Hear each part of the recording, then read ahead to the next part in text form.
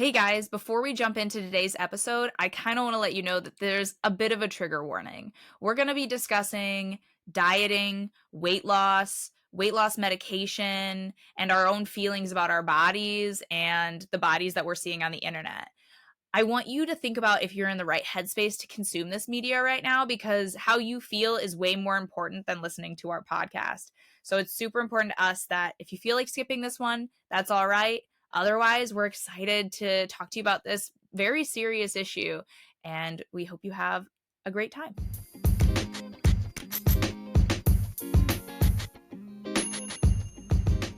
Hey guys, welcome back to another episode of Balanced and Boujee. And today we are going to talk about something a little bit controversial. We are going to be talking about Ozempic and social media. Currently, both are the bane of our existence. No, I'm just kidding. But yeah, both have their good, have their problematic side. And lately, we have been feeling the problematic side. And we want to talk about, and funny enough, we wanted to talk about it mainly just from like are you feeling this way? Because I'm feeling this way. And then naturally, this ended up being a really big week to talk about Ozempic because Oprah released a special on it. Some other podcasts I was listening to ended up talking about it. So we were like, oh man, like, let's dive in and see what you guys think too. Yeah. I mean, I kind of feel a little bit like, man, I wish I would have said this a week ago instead of this week, because then we could have been like on top of it and we could have put our stuff out first, but now we're going to come out a week after them. But this all kind of stemmed from just one of our phone calls where we were talking about life and how we're doing in general and all of those things. And I was just, telling Brooke that I think I almost need a break from Instagram or social media as a whole, especially since Ozempic has gotten so big, because I'm seeing all of these women lose an exorbitant amount of weight and be incredibly thin on my feed. And I'm having thoughts that I haven't had in years related to seeing these very like slender bodies. And there's nothing wrong with a larger body or a smaller body, but I know that like to get to a super slender body, like some of these people who have taken Ozempic are getting to, I would have to resort to unhealthy means. Mm-hmm. Yeah. And how taxing it is to like have that just be coming at us from all angles, right? Because you can separate it when you think about it enough, but that's after the ruminating and after the like, oh, but I feel like crap about myself right now. And then you have to try to dig yourself out of it. It sucks. Yeah. I mean, and it's crazy because there are places that I assume lots of us didn't expect people to be taking these medications. And it's not just Ozempic, it's, Wegovy and all of the other semi-glutide, injectable medications. But like we know, not for a fact, but we know pretty well that most of the celebrities, in Hollywood right now are taking Ozempic. Like Kim Kardashian is 100% allegedly, don't sue me, Kim, but like taking something like Ozempic and then becoming thinner than she's been in years, and kind of changing that body standard once again. And I thought that I had moved past the ability to kind of see these body standards and be like, oh, I need to morph myself to appear that way, until this surgence of these very well-known actresses and celebrities losing weight, getting smaller, and then kind of body checking over and over again, showing themselves and how much weight they've lost, and often not disclosing how they have done that. Mm-hmm. And it happens so fast. And you probably like I always think about too, if they look that skinny, like I think past the point of health looking skinny in a picture that supposedly adds 10 pounds, like what do they look like in person, right? But it doesn't, like you said, it doesn't change the fact that then I still look at myself then and I'm like, I'm not reaching the norm, the standard, right? So, one thing, I guess, just to set the stage for anybody who maybe for any reason is not like super familiar, like with Ozempic, like what it is, like what it's truly used for.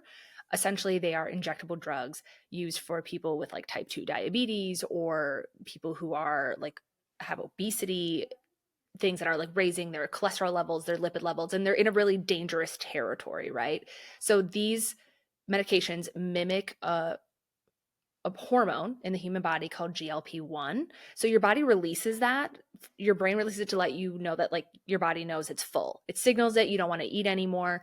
And these drugs mimic that hormone, similar to like a bypass surgery or something like that, kind of, shrinks the body's stomach, like whatever it might be. And it just helps you feel fuller faster. Apparently, it takes away food noise, like that constant thinking about it, which really is driven by cravings, right? So, one thing that Eric and I will touch on a little more, like in Oprah's 1 hour special that she talked about, is like obesity is a disease, right? And I think we've talked about before that disease means dis-ease of your body. So, yes, there definitely is kind of like a tipping point and a threshold where I think cravings and barriers and the body's like systems that it gets into place kind of overrun what people think they should be able to handle via willpower or other Mhm. means. And so that drug can save lives, right? Like it can take someone from a very, very dangerous state, bring them down to a healthier weight, a healthier lipid level, things like that. However, you have to be on that drug for the rest of your life. And studies already show that getting off that drug, people gain weight back. As we know, like eating habits are just as much mental as they are physical, especially in today's world. And I will let Erica talk before I dive into this, but Erica and I both have talked about this, like, and do research and stuff and listen to podcasts, people who know much more than us about like the medical implications and the fact Mhm. that unfortunately, this is a band-aid problem that pharmaceutical companies, I truly think, are putting on a really deeply rooted issue with the American diet, the food systems, what people are eating, which is changing the chemistry in their body, and their body doesn't know kind of how to respond. And now it's even Mhm. tipping into another quick fix that we're going to use to set unrealistic standards. Yeah, thank you so much for that like explanation of Ozempic and all of the semaglutide medications, because I do think a lot of people are not including myself, we're not fully aware of what that medication is doing in your body, and that it is, kind of tricking, maybe tricking is not the right word, but it is, influencing the brain to act a certain Mhm. way. Um and this episode is not us saying don't go on Ozempic, or us saying if you've done this, you're a bad person or you've cheated or anything like that. This will help people. There are lots of people, especially people who are diabetic, or people who are at a like critical health level with their weight, who will take this for the rest of their lives, and it will allow them to have a more full life, allow them to be at a lower risk for all of the diseases that come along with obesity and diabetes. But what we're seeing is an abuse of this medication. Famous men and women, and maybe even your neighbor who is wanting to lose that last 10 pounds, going on Ozempic and losing 30 pounds, losing the fat in their face, losing, any muscle tone they all have either, because they're not able to eat enough to keep those muscles on their body. And it concerns me greatly that we are being influenced by social media to seek out this body type that is actively leading to a nutritional deficit, um, as a society. That scares me. Yeah. Like what was this called? Like heroin chic back in the day, right? And maybe Yes. like is that bad? But it was, right? Like you drop so much weight, like past the point of there are certain body types that like they carry a very minimal amount of body fat, and they are Mhm. skinnier, but you kind of notice those people who have that natural state because their bone structure aligns and things like that, where you're right, like Mhm. you notice that someone looks like they've aged 15 years in the span of a month. And Mhm. some of the things that I've learned through research and people, they do like they're losing energy, they're depleting their bodies, and that is becoming the beauty norm. I mean, Mhm.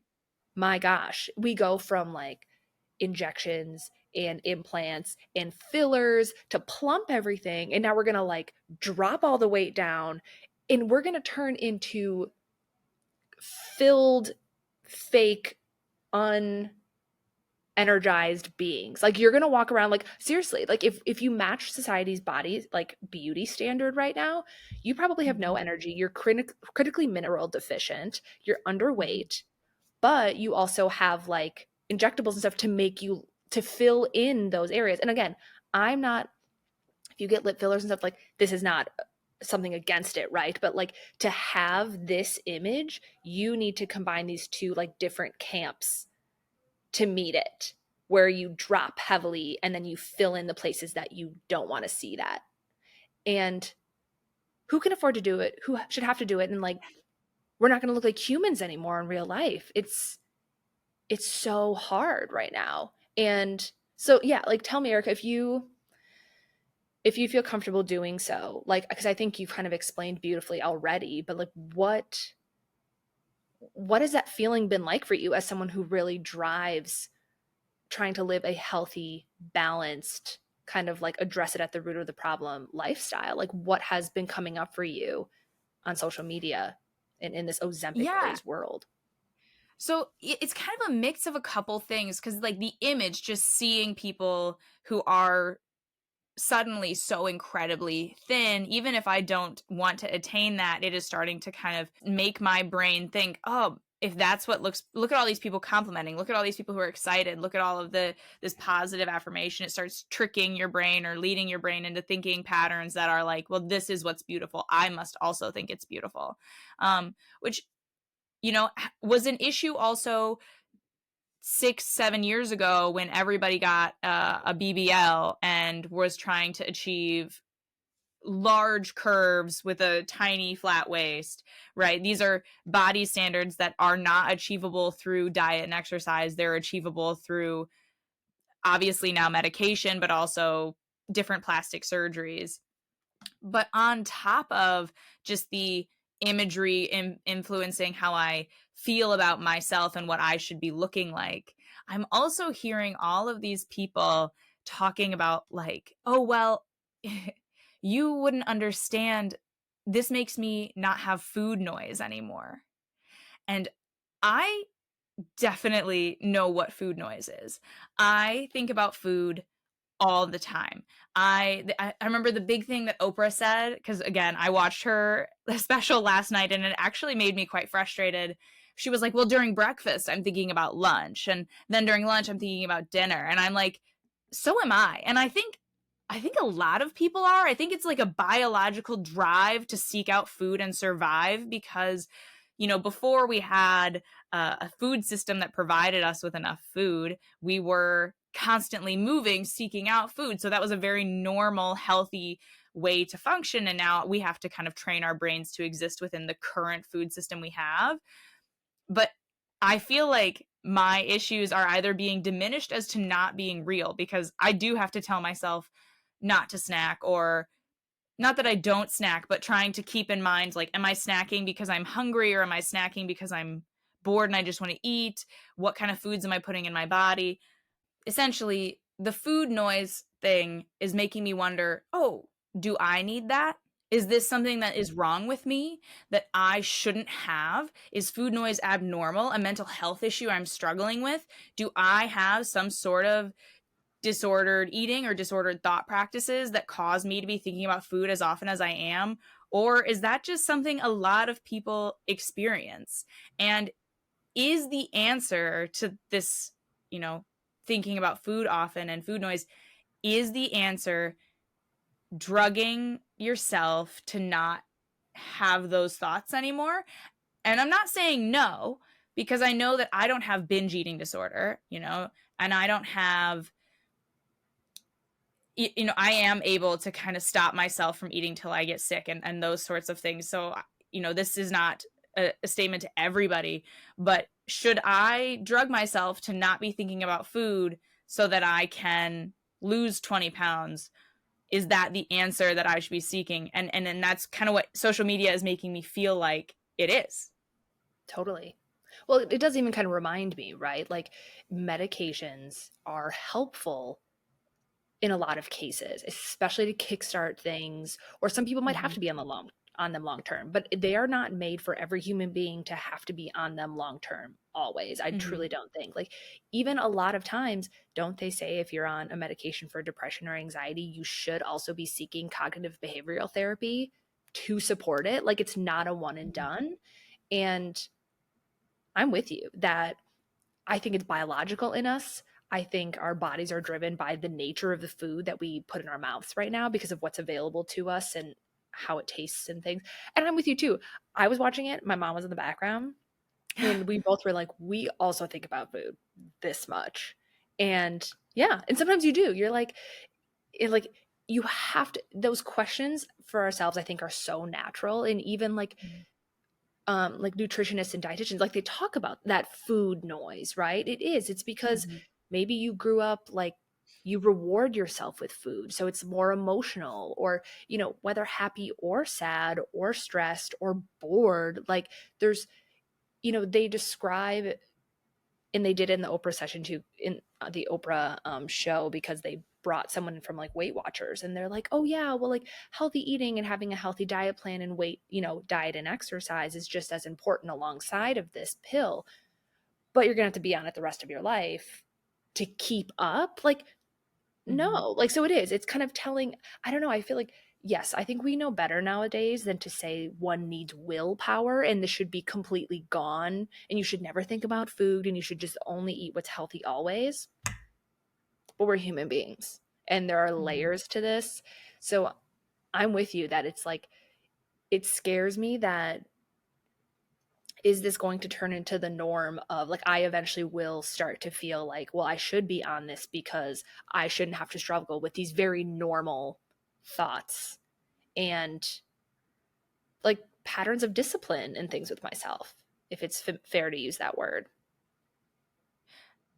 Yeah, I absolutely agree. I mean, my my struggle with one of the issues that we face as a society today is our need for instant gratification. And I Mm. know we have talked about this time and time again. Um, but people feel like if something is wrong with them medically or mentally, that the solution should be, and I understand why it feels this way, to take a medication and then it gets better. And often that might be the case. Like you have you have strep throat and you take an antibiotic, and usually within like 2 or 3 days you're feeling almost back to normal.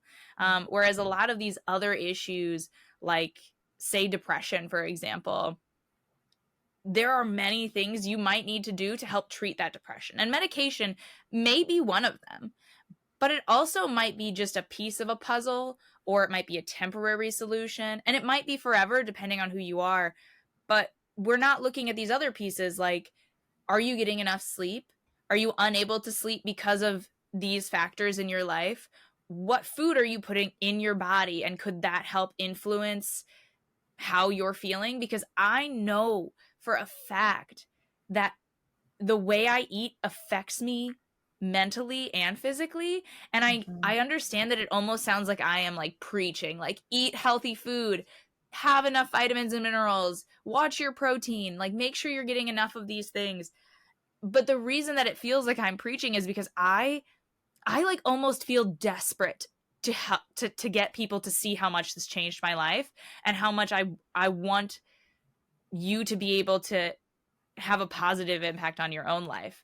And that doesn't mean it's going to make everything go away. I don't believe it solves all problems, but it Right. is a huge important environmental factor, and we have to take a look at these environmental factors in our lives and see what we have control over to have a positive influence on our day-to-day life, our health, our mental health, and our self-image. Mhm. Absolutely. Like, I'm totally with you that it's like, it's almost this, I was getting like fiery watching that, in the that being Oprah's special on this, because I feel like it took away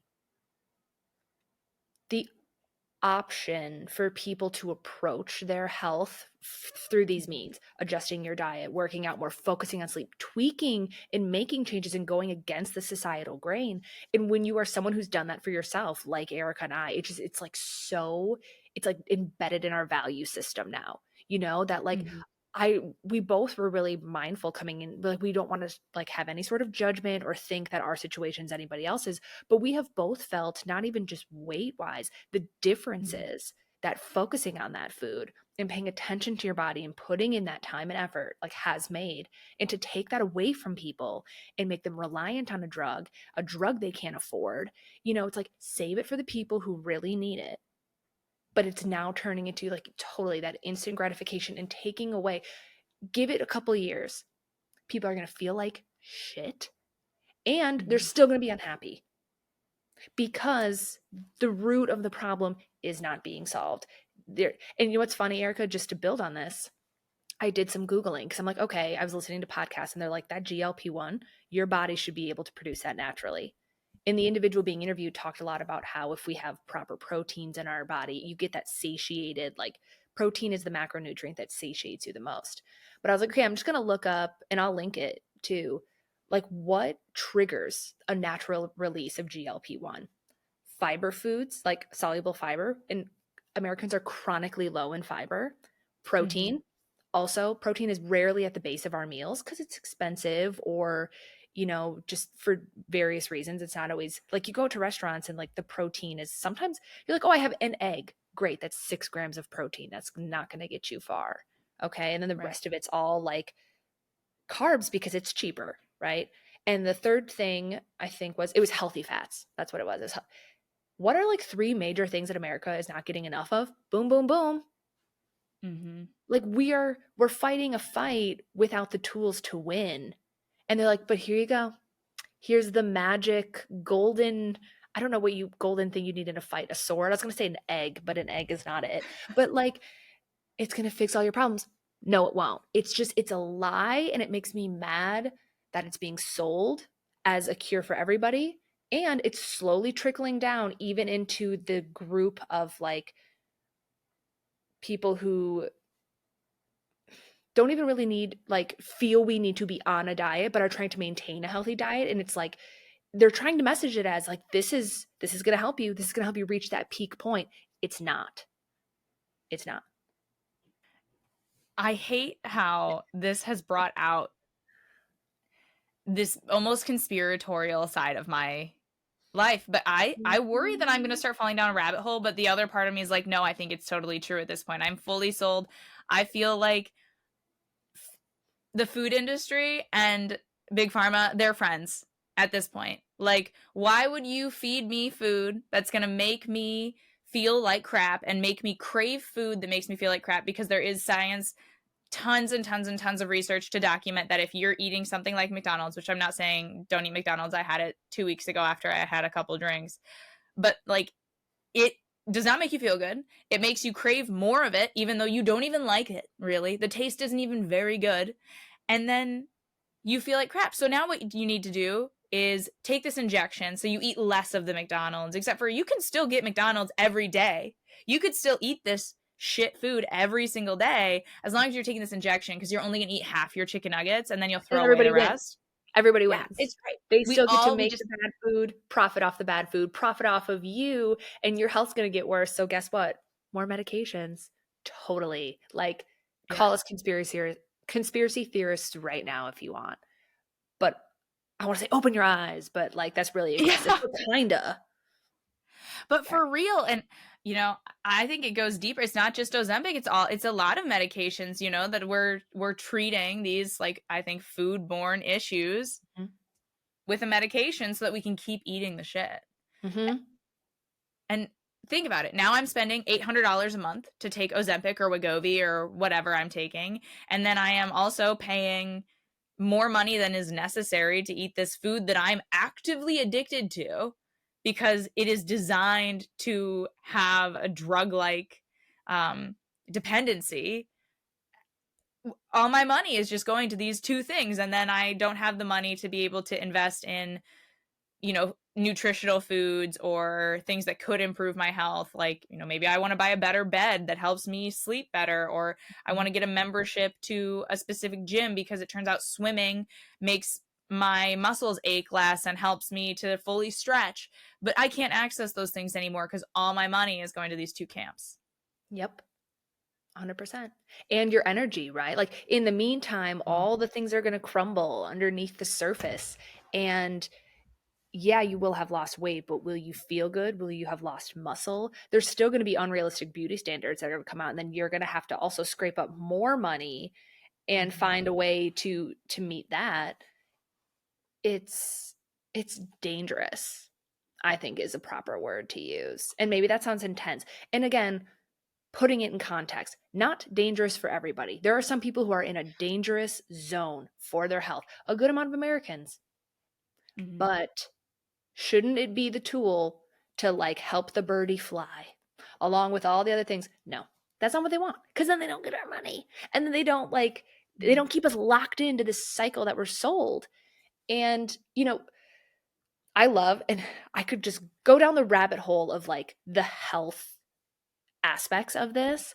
But I also, too, just really want to like, part of this conversation was to talk about like the mental toll it's Mhm. taking on. I think especially women across the board and women our age that are again seeing the turn of the beauty standard back to like possibly being underweight for what's healthy for your body and having to fight another internal talk about food noise. What about weight noise, beauty noise? Like it's just Yeah. another thing that you have to somehow achieve. And for what? Yeah, it's totally one of those things where the finish line keeps getting moved, and it is always going to get moved because that is where the money is, right? And I mean, I am aware that I have contributed to participating in beauty standards and I follow trends and all of those things are true, but it is gonna keep changing. As soon as we've, mastered this one beauty standard and we've spent all our money dyeing our hair and changing our clothes and, you know, getting the right makeup, it's gonna change again. Mm-hmm. We went from the 2016 era where we had like bright colors and oranges and huge black eyeliner and fake lashes, which I have to say I loved. I enjoyed every second of that. And then all of a sudden we were like, oh, clean girl makeup. And I was like, Yeah. nothing, not a single product that I use transferred to this new makeup. Not one. And then they've changed it again. I think we did like mob makeup for a little bit. I don't know. Mm-hmm. Now that I'm getting older, I don't have to. I so thankfully don't have to follow those as closely anymore because you're kind of freed from the shackles a bit as you age. Hopefully, at least I'm trying to be freed from the shackles. Yeah. But the goalpost will keep moving. They'll change your body. You'll need to be super thin. Next thing you know, they're going to actually say like you need to maybe be everyone needs to be flat chested. I mean, I'm making that up, right? But like maybe they're going to be like, "Oh, well, we want everything to like look flat, so we're going to have bras that bind tighter or we're going to have augmentation surgeries that go the opposite direction from what they currently do." I mean, all of these things are possibilities because I can't tell you what 10 years from now people are going to want to look like, but Mm-hmm. it isn't we're never going to hit that finish line and be done. We're going to keep running forever, and I think this Ozempic is just a way to really trap us in that race. Mm-hmm. Yeah, I think it's so important to remember that these beauty standards and things, and while some of it I know for a lot of women, it's just fun. It's fun to keep up with it. It's fun to try Mhm. something new. It's a way to like express some creative expression in your life. But it's important to remember that like these are just decisions made by Mhm. fashion industries, makeup industries, these big, players. And there's a trickle down effect. And before social media, it took a while, right? Like I think we could ride trends longer. Even then, there's tabloids, you see what famous people are wearing, it's always changing, always the new thing. But now it just seems like it's every time you turn around it's something new, and it's not just it's a tweak, it's a completely get rid of all your clothes, do this, get rid of your body and what it looks like now and change it to this. And the echo chamber that is social media is just drills you until you are like, is this a norm? Do I need to Mhm. change? And like that is like, it's just so it's frightening to me. And that's where, Mhm. some of this we wanted to talk about is, how do we protect ourselves from this, right? Obviously talking about it, having a balance of like friends and people and like finding ways to love your body and what is healthy, what a healthy body looks like and feels like for you, but also Mhm. it might mean taking like a social media detox. That's what I've been having to do. Like Erica knows I do still turn Instagram on and like I'll reply to people's messages and memes make me happy. My friends send me the funniest stuff and sometimes I'm like I need a little giggle, but Mhm. clearing out who I follow turned out to not be enough for me because the algorithm was like, we know what you're looking at, what you're seeking, and we're going to drill you. I had to physically, I log out for long chunks of time because I notice how my sense of self-worth and just plummets no matter how hard I tried against it. Yeah, and it feels, it's probably almost intentional by some of these companies that are making money off of our insecurities. And I do agree that I do like trends. I do love trying things out and experimenting with fashion and makeup, and all of those things are fun to me. I think, that is kind of almost the entire point of our show, is that there needs to be some balance. But right now, and maybe this has always been the case, right? And I'm just old enough now to fully see it, but it is like the pendulum is way too far to the side, right? Mhm. Where like instead of, oh, look at these cool, fun new trends you could play with or try, you have to do it or you are not cool. Mhm. And same with this Ozempic or semaglutides, GLP-1s, whatever they're called. They're probably a great thing to have discovered. Like, there are peoples whose lives will be saved from it, right? So that's a great, phenomenal thing. But now we've swung so far in favor of them that instead of people who need to take it, everyone should take it. All of Yeah. us should take it, and then we'll all be happy. But it is not true. We will just have a lot of people get sick and a few people who it was helpful for. Mhm. Yeah, that pendulum swing, right? Like we've talked about it. Whether we talk about it in our personal conversations or we've talked about it on here, I feel like we say it all the time. But I remember too listening to like the generation kind of we're cuspers, right? So we're not like we're kind Mhm. of between Gen Z and millennial women and even the generation above them. What is that? It's Gen that Gen X. Gen X, I think. Yeah. They women's like self-worth and view of dieting and nutrition was wrecked in the 90s and Mhm. 2000s by super low fat diets and all this stuff that they're like it's going to be the quick fix and you're going to drop the weight and you have to look this skinny because again heroin chic was like in. And then we got Yeah. more like body positive and more this and like curves. And then again, that pendulum swing, like it never seems to find a healthy middle because who profits from that? Right? Like it's got to Yeah. stay swinging and we are collateral damage in the middle. And you Mhm. have to protect yourself from that. And I say it as in Mhm. like, okay, well, what can I do? I don't freaking know. Because we're both there with you. Where we're like, what do we do? Because we're trying and it works some days and other days it feels like it doesn't. Right. Because if we stayed in the middle of that pendulum swing, it wouldn't make as much money. So we have to find our own ways to be able to stay in that middle and find a way to love ourselves where we are, and also know that loving yourself isn't just doing what is easy or isn't just doing what our body craves in that moment. It is coming at ourselves with an educated place, like I am aware that I have to make sure I eat enough fat because my brain has been tricked into thinking, oh, you don't eat fat. If you eat fat, you'll get fat. Don't do that. Well, that's not true. I need to eat it, even though sometimes it hurts my tummy. I need to make sure I'm getting enough of it so that my body can, have its proper cycles and have its, I can have my brain, you know, work all day long. Yeah. The brain runs mainly on fats, healthy fats, cholesterol, like yes. So much of like female health is built upon foods that are like yes, too much of anything Mhm. can hurt anything, right? But like it's just built upon you have to be low carb, low fat, and not too much protein either cuz like it's like what's left? What is left? Literally What do I nothing. eat? You're going to Nothing. die. You Like can eat iceberg lettuce. If you yeah. eat iceberg lettuce, you will be fine. If you eat anything else, instant death. And you'll be hydrated. It'll be so good. No, but I literally had goosebumps, Erica, when you said something to the effect of like, because now I can't quote your words exactly, but that instant gratification, learning discipline and delaying that gratification, excuse me, is Mhm. like a form of self-love and a form of wisdom that if we do look to generations, like people who have lived life, it really is. It's like cultivating that patience with yourself, Mhm. understanding that things take time, that building discipline for yourself, building, like working at something, seeing it through, that like delayed gratification is what life is about. Like we rob ourselves when it has to Mhm. be a quick fix, because for many reasons, one of which is like it never tends to actually be a fix at all.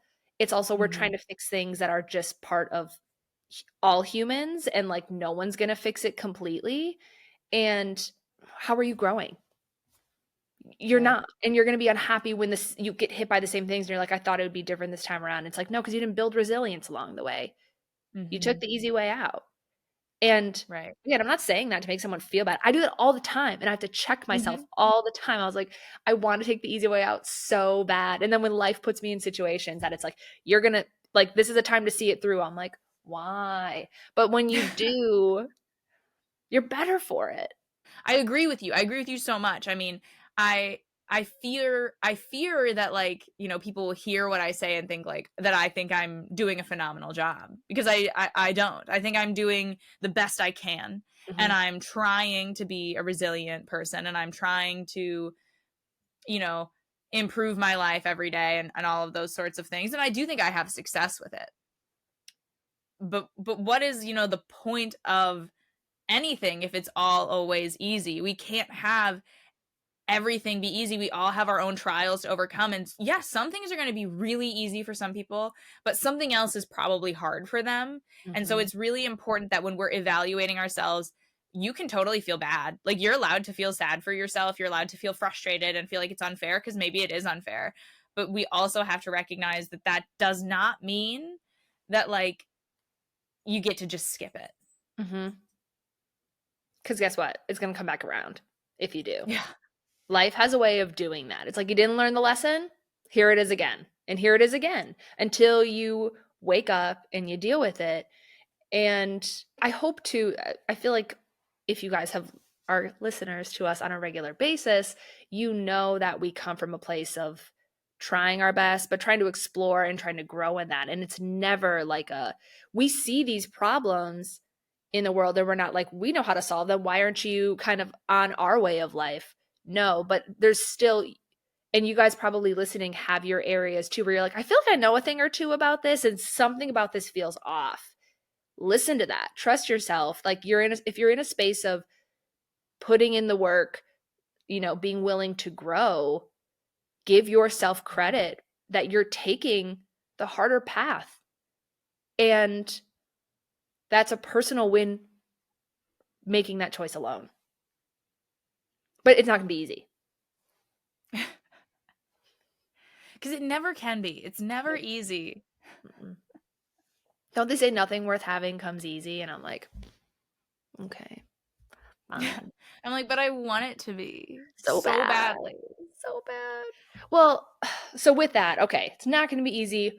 What are we doing to protect ourselves, right? Like I'm detoxing from social media. I do think that's helping. Yeah. What are you doing? What are you trying? Gosh, what am I trying? Probably not enough yet. You're I processing am, it, right? You're feeling the feels. yes, I'm trying to kind of make sure that when I am engaging in social media and stuff, that my feed is filled with, like, things that just make me happy, right? I think that's something that you had done that wasn't enough, right? But right now, I'm just getting, like, a lot of Bridgerton content, because Uh, Brooke and I and our friend Sandy are, like, reading Bridgerton together right now. So I'm just liking all this Bridgerton stuff and getting that. And that makes me feel like warm and fuzzy inside. So trying to make sure that what I'm getting is more of that. And as soon as I see that people are, like, sharing something about Ozempic, I actually, if it's not like a if it's not like a scientific approach explanation where I'm trying to learn more, I try to skip it. I'm trying mhm, to teach the algorithm that I don't care. I don't want this, because I need to protect myself from falling down this rabbit hole of thinking like, "Oh, I need to take this drug so that I can be thinner." And mhm. I'm also trying to spend like quiet reflection time with that because it makes me incredibly sad that I am 27 and I have put so much time and effort into myself and that I'm sitting here wanting to be thinner. Like, as if that is the most important thing, because it is not. It's not what I value about other people. It's not even what I value about myself or my past. So trying to figure out, why is this thing that I try to care only some about, because I'm not, I mean, to be, I do care some. Like, I'm not trying to act like I have no like motives that are coming from a place of like my superficial image of myself, but what is it that's making this so important to me when it historically has not been, Mm. and trying to you know pull those out. And a lot of it comes down to social media, and then clothes. Guys, I love thrifting. I want all of you to thrift, but you have to go into thrifting knowing that like the sizes are going to be insane. Your body is going to change no matter what, and what fit you last week might not fit you this week, but it might fit you the next week. And trying to understand that that's normal. Your body, especially as women, we will probably fluctuate a whole pant size throughout the month. And that does not mean that at that period of the month where you're at your, area where you're retaining more water and your body is storing that food and nutrients, or however you want to explain it, Mhm. that you are of less value, because you are of the same value. And trying to continually keep these things at the forefront of your mind.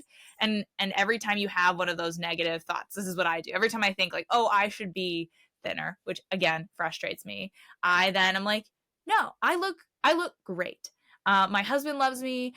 I look cute in my clothes. I am healthy. I can lift this amount of weight. I can ride my bike for this long. I can do all of these physical things that I Mhm. find some value in, and try to sit with that and be like, no, I am good where I am. Being thinner will not get me to those goals any faster. Yes. Okay, something so important that I have to pull out of what you said. You made so I think we've talked about this before, but this responding to your internal like first reaction is a very Mm-hmm. healthy, proven thing to do, right? To hold space for that and be like, that's a really sad thought that I have, and I don't want to feel that. So I'm going to remind Mm-hmm. myself of things. And totally, you don't have to be like, well, I don't care how I look. No one feels that way. Everybody does. Right. Even the people that say they don't, they do. Right. So you can make some things like, well, I'm beautiful because of this, this, or this, right? But then you also took out these other factors of like the way that your body is like a beautiful machine Mm-hmm. or living life and living. You're like, I can ride my bike. Like I heard personal goals that knowing you personally, you've been working on, right? Mm-hmm. Riding your bike a certain amount, lifting, kind of like increasing how much you can lift. It could be like I I've been told I light up a room and I bring an energy. That is something that your body is producing and you are producing. And there's something about the way you hold yourself and the way your body communicates to people on another level that, you know, if you just over diet and you're tired and you're not sleep, you're not going to exude that energy. So Right. really giving yourself these, kind of affirmations in a way, but they come from more than just the beauty standard. Yeah, like find what is beautiful about you because we all have our unique Mm-hmm. things. I used to hate my curly hair and now when it's on point, I'm like, I love my mane. So like it Yes. could be something as simple as that or oh, someone said I had pretty eyes or yeah, I light up a room.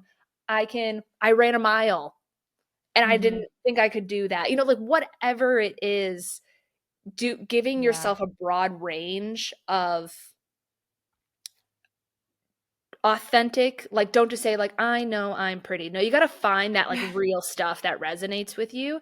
And one way you can do that is ask the people who love and know you the best. Like ask your friends. And it might feel Mm-hmm. weird, but you'd be like, "Hey, what do you like best about my personality? What do you notice about me?" Cuz sometimes, it's those things that people say and you're like, "Oh, I didn't think that." But it's there. And so lean on Yeah. others for support too, I think is a big thing.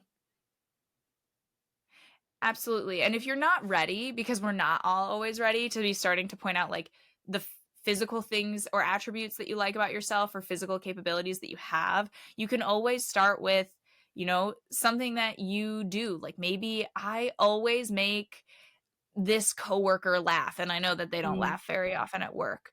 Or I know that I I put an extra thought into the gifts I give at Christmas, and try to, keep collecting those things are good and positive about yourself. I promise you there's way more than you're thinking of, but if you're not ready to get to the physical side, start with, who you are as a person, and you will be able to build up. You just have to start building that positive rapport with yourself.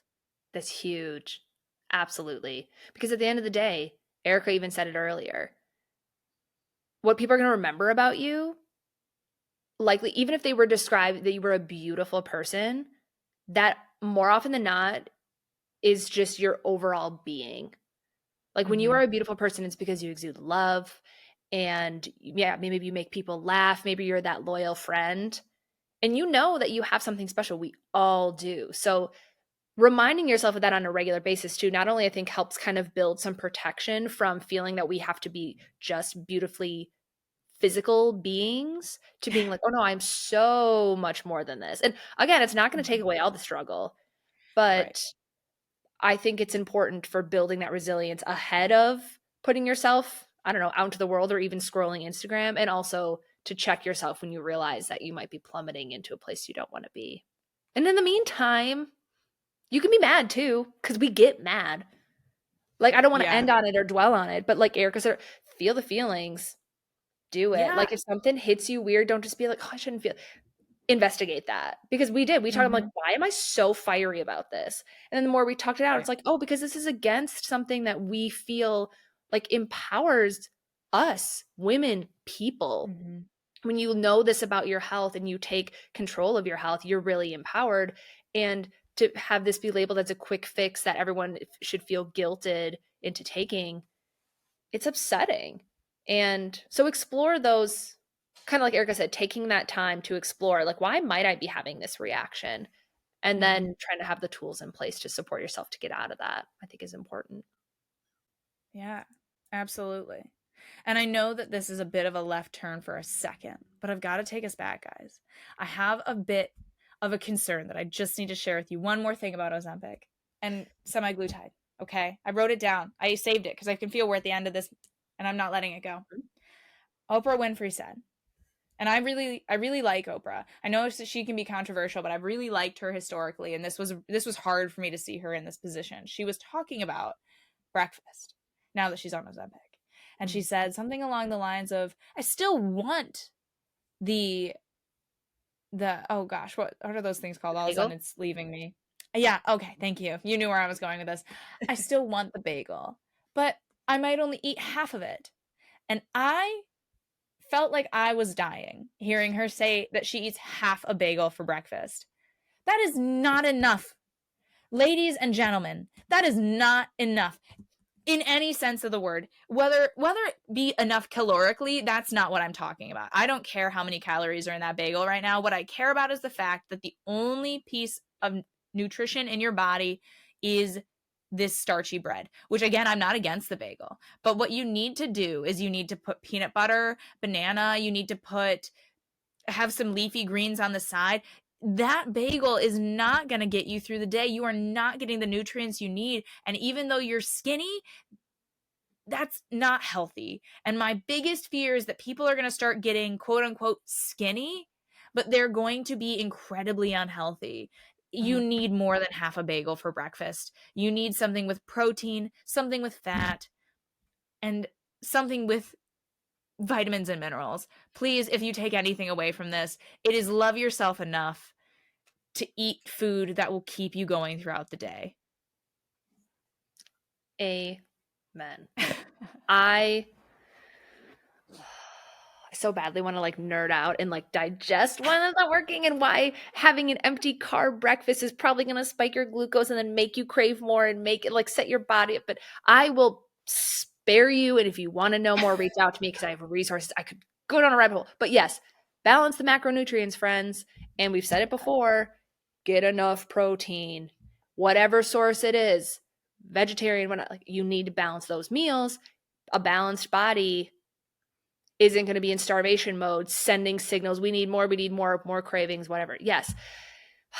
I'm, and Eric and I talked about it too. We were both upset, I think, by some of the stances that Oprah took in that Mm-hmm. show.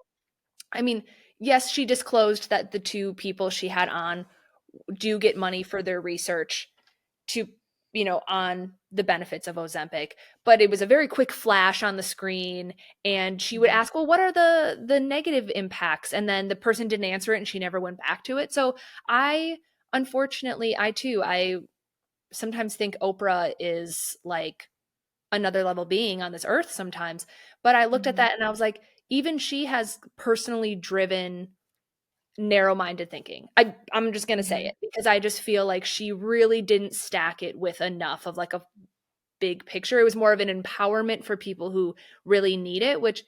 maybe that's helpful for some people because again, this drug could be freeing if someone is chronically obese and they are on the verge of dying early. Then this is huge. But enough people could watch that and be like, see, it's not bad. I needed to Mhm. lose 10 pounds. No, you don't. And then I will end with the bagel thing. Funny, Eric, I finished your sentence because I remembered it too. I literally think I said out loud to my television, I'm like, it's not just about the amount of food you eat, but the type of food you eat. Mhm. Full stop. And I'm not saying you have to be perfectly clean, but yeah, the empty half a bagel, of course you're gonna be freaking hungry. Of course. Did Yes. Weight Watchers not teach you that in your years on the board? Come on. And maybe we took it too literally, but I remember Right? I like went up, my internal systems went up in flames. I was like, are you kidding me? Yeah, Mm. it struck me. And maybe it seems like silly for that to be something that we're stuck on, but that's your first meal of the day. The You most are you have to try to set yourself up for success. It's so important. I know that that's like a cliche, like breakfast is the most important meal of the day, but it is so important. important. Mm-hmm. And again, if you want more resources on that, like three more popped in my head about it. But alas, I will let you reach out to me and not bug you. But as we say in all of our episodes, please reach out to us. And we're serious. Whether you want more resources, whether anything we said you feel like you have additional commentary on, you have another Mhm. angle, or maybe you're upset by something and you want support, or you want to talk to us about how something we might be missing. Mhm. We are really open to that. We want this to be a conversation.